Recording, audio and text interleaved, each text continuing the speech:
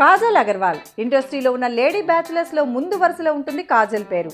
ఎన్నో ఏళ్లుగా తన పెళ్లి మ్యాటర్ని పోస్ట్ పోన్ చేసుకుంటూ వస్తున్న కాజల్ రీసెంట్గా తన పెళ్లిపై ఒక క్లారిటీకి వచ్చి అదే క్లారిటీని మీడియాతో షేర్ చేసుకోవడం జరిగింది. అయితే కాజల్కి ఈ క్లారిటీ రావడానికి కారణం అమలాపాల్ విజయ్ల విడాకుల వ్యవహారం. వీళ్ల విడాకులకి కారణం అమల పెళ్లి తర్వాత కూడా సినిమాలు చేస్తుండడం.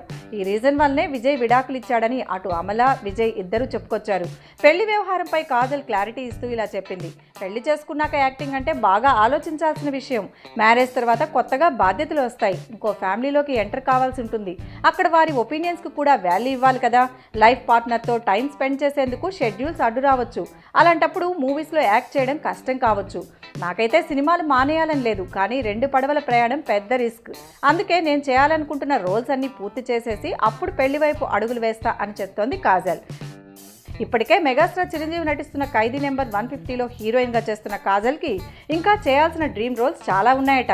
రీసెంట్గా విడుదలైన జనతా గ్యారేజ్లో ఐటెం సాంగ్ కూడా చేసింది కాజల్. అయితే ఇప్పట్లో మనకి కాజల్ పెళ్లి ప్రస్తావన వినే భాగ్యం లేదని తెలుస్తోంది.